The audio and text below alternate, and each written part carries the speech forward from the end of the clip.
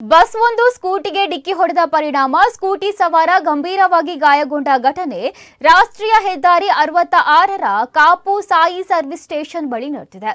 Kapu service ರಸ್ತೆಯಲ್ಲಿ ಮಂಗಳೂರಿನಿಂದ ಉಡುಪಿ ಕಡೆಗೆ ತೆರಳುವ ಎಕ್ಸ್‌ಪ್ರೆಸ್ ಬಸ್ ಎದುರಿನಿಂದ ಹೆದ್ದಾರಿಯಲ್ಲಿ ಹೋಗುತ್ತಿದ್ದ ಸ್ಕೂಟರ್ಗೆ ಡಿಕ್ಕಿ ಹೊಡೆದ ಪರಿಣಾಮ ಅಪಘಾತ ಸಂಭವಿಸಿದೆ. ಗಂಭೀರ ಗಾಯಗೊಂಡಿರುವ ಸ್ಕೂಟಿ ಸವಾರನನ್ನು ಮಂಗಳೂರು ಸಸಿಹಿತ್ಲು ನಿವಾಸಿ, ಪ್ರಸ್ತುತ ಕಾಪುವಿನಲ್ಲಿರುವ ಗಣೇಶ್ ಪಾತ್ರೆ ಎಂದು ಗುರುತಿಸಲಾಗಿದೆ. ಗಾಯಾಳು ಸ್ಕೂಟಿ ಸವಾರನನ್ನು ಸ್ಥಳೀಯರು ಆಂಬ್ಯುಲೆನ್ಸ್ ಮೂಲಕ ಉಡುಪಿ ಆಸ್ಪತ್ರೆಗೆ ಕರೆದೊಯ್ದಿದ್ದಾರೆ. ಬಸ್ ಸ್ಕೂಟಿಗೆ ಡಿಕ್ಕಿ ಹೊಡೆದು ಡಿವೈಡರ್ ಮೇಲೆ ಹೋಗಿ ನಿಂತಿದ್ದು ಭಾರೀ ಅನಾಹುತ ತಪ್ಪಿದಂತಾಗಿದೆ. ಘಟನಾ ಸ್ಥಳಕ್ಕೆ ಕಾಪು ಪೊಲೀಸರು ಸ್ಥಳಕ್ಕೆ ಭೇಟಿ ನೀಡಿದ್ದು ಪರಿಶೀಲನೆಯನ್ನು ನಡೆಸಿದ್ದಾರೆ.